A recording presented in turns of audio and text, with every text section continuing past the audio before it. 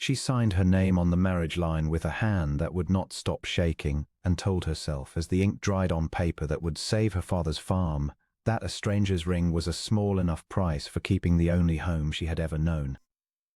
Louisa Hartwell had buried her father in the spring and spent the summer watching his debts come due one by one, until the bank note on the Hollow Creek farm stood at $300 she had no way in the world of raising a loan. The banker, Mr. Aldridge, had been almost kind about it. In the careful way men were kind when they held all the power in a conversation. The farm could not remain in a single woman's name past harvest, not under the terms of her father's original loan, which required a male signatory or full payment. She could marry, or she could lose everything her father had built. So when word reached her that a widower rancher 2 farms over was seeking a practical wife to help raise his young daughter and manage his house, Louisa had swallowed her pride whole and answered the notice herself. And within a fortnight found herself standing before a circuit preacher beside a man she had exchanged perhaps a dozen words with in her life. "I know this isn't the wedding either of us pictured," Ellis Trapp said, once the preacher had gone and they stood alone in the farmhouse kitchen that was now, by law and by paper, half hers. He was a tall man, broad through the shoulders from years of hard ranch work, with a quiet, watchful face that gave little away. "I'll not pretend otherwise, or ask more of you than the arrangement calls for. You'll have your own room, your own say in the house, and my word that I'll treat you with every respect. That's more than most men would ever offer," Louisa said, folding her hands to still them. "I'm grateful for it, truly. I only hope I'll be of real use to you and your daughter, and not simply a name on a paper. Sadie's been asking after a mother's touch since her own passed 2 winters back," Ellis said, something softening briefly in his guarded face. "I expect you'll be considerably more than a name to her within a week." He was right. Within days Louisa found herself genuinely fond of small, solemn Sadie, who followed her about the kitchen asking endless careful questions about her mother's old recipes, about whether Louisa might teach her to sew, about whether it was true that a person's heart could hold room for 2 mothers at once. Louisa answered every question as honestly and gently as she knew how and found, to her own quiet surprise, that mothering this careful, watchful child to her more naturally than she had ever expected a stranger's daughter might. Within weeks she found herself, to her own quiet surprise, genuinely fond of Ellis too, not with the sweeping passion of storybooks, but with the slower, steadier warmth of a woman coming to respect a man's patience, his gentleness with his daughter, the careful way he never once made her feel her marriage had been bought rather than chosen. He rose before dawn to see the stock fed before she woke, and left, without comment, small kindnesses in his wake: a fresh split stack of firewood, a jar of wildflowers set on the windowsill, a quiet word of thanks for a supper she had worried might not please him. Louisa began, without quite meaning to, watching for the sound of his boots on the porch, each evening the way a woman watches for something she has come, cautiously, to treasure. That fragile new closeness was tested sooner than either of them expected. 6 weeks into the marriage, a dry lightning storm rolled through Hollow Creek in the black hours before dawn, and Louisa woke to the smell of smoke thick in the house and Sadie's bed standing empty beside her own. "Ellis," she screamed, already running, and found him already awake, already pulling on his boots with the particular speed of a man whose worst fear had just come true. Through the window the barn stood lit orange against the night, flames licking up through the loft where Sadie liked to hide sometimes among the hay when thunder frightened her, a habit neither of them had known to guard against until it was very nearly too late.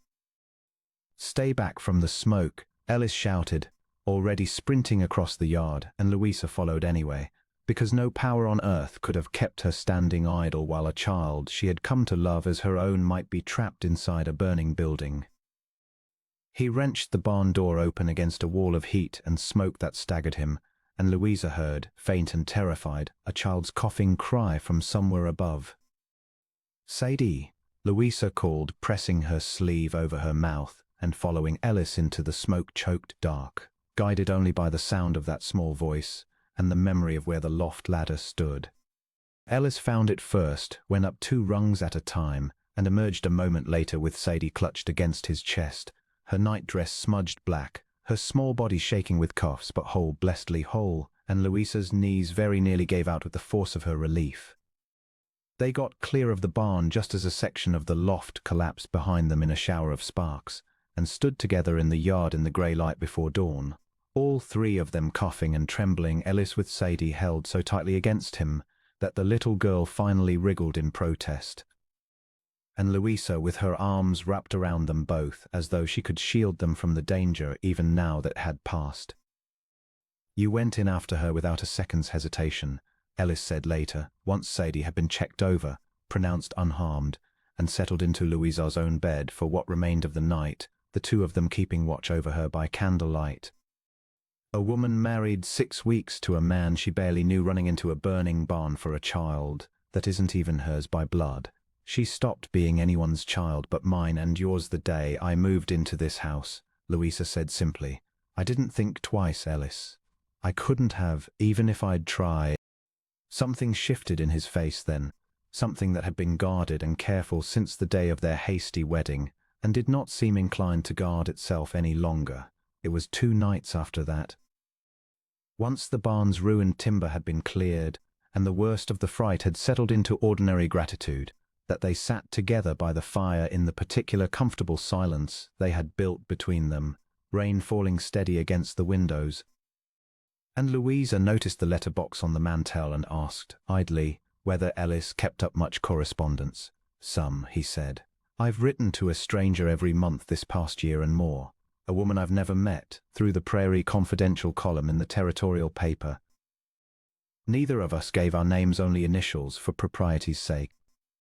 I don't know rightly why I kept it up so long, except that she wrote the plainest, truest things I'd read from anyone in years, and I found I looked forward to her letters more than I looked forward to almost anything else in my week." Something cold and strange moved through Louisa's chest.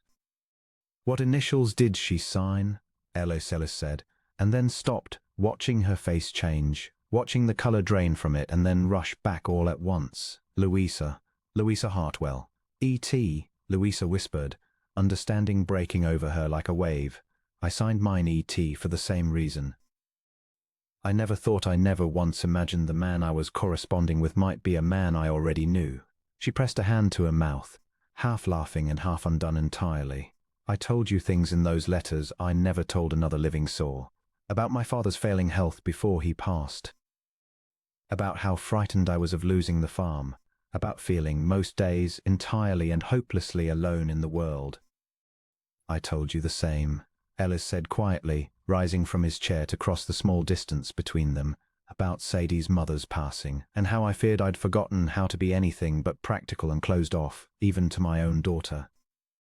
I told her stranger things I couldn't say aloud to a single soul in this county, and it turns out I was telling them to the very woman who married me for the sake of a banknote." Louisa looked up at him, this man she had married as a stranger, and grown, slowly and without quite noticing the exact moment it happened, to trust more deeply than anyone since her father's passing. "All those months," she said, "I used to sit down of an evening and think, whatever this day has cost me, at least I've got E.T.'s letter to look forward to. You were the one steady comfort in the worst year of my life, and I never knew it was you. I used to think the same of Ellich," Ellis said. "And then I married a stranger out of practical necessity, and found myself falling for her regardless, all the while writing to a woman I thought was someone else entirely, when the truth was, I'd already given my whole heart away twice over to the very same person." "Twice over," Louisa repeated softly, marveling at the strange, quiet mercy of it. "And I never even knew to be grateful for it but once."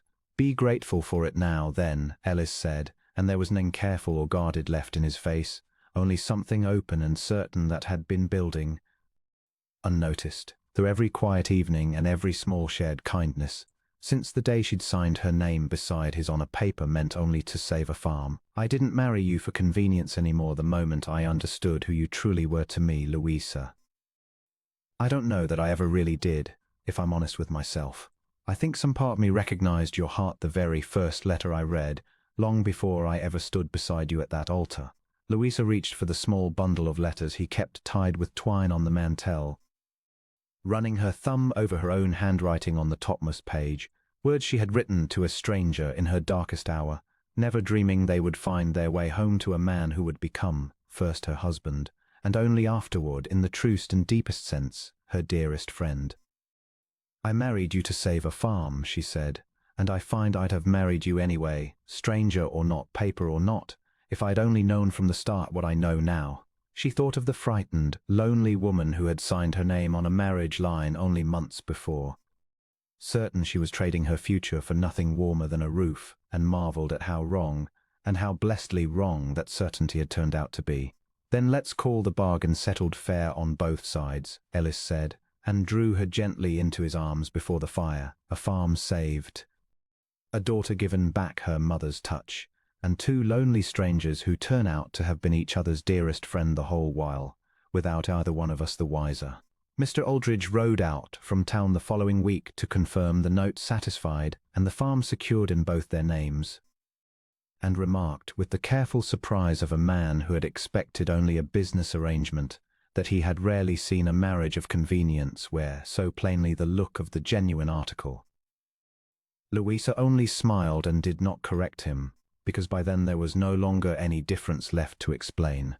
That winter, when the letters between LH and ET were finally retired to a keepsake box instead of the post, Ellis took to leaving small notes for Louisa around the house instead, tucked into her apron pocket, propped against her hairbrush, slipped beneath her pillow short, plain lines that carried all the same honesty their old correspondence once had, now spoken freely, without initials, without distance.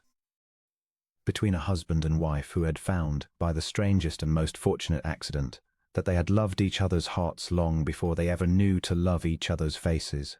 Outside, the rain kept falling steady over Hollow Creek, over fields that would, by every hard and honest measure, stay in the Hartwell name after all, and inside the farmhouse kitchen a marriage that had begun as nothing more than a practical arrangement settled, quietly and completely, into something neither of them had dared hope to find again, a love built not on a stranger's gamble, but on a whole year of truth already spoken, long before either of them knew whose hand held the pen.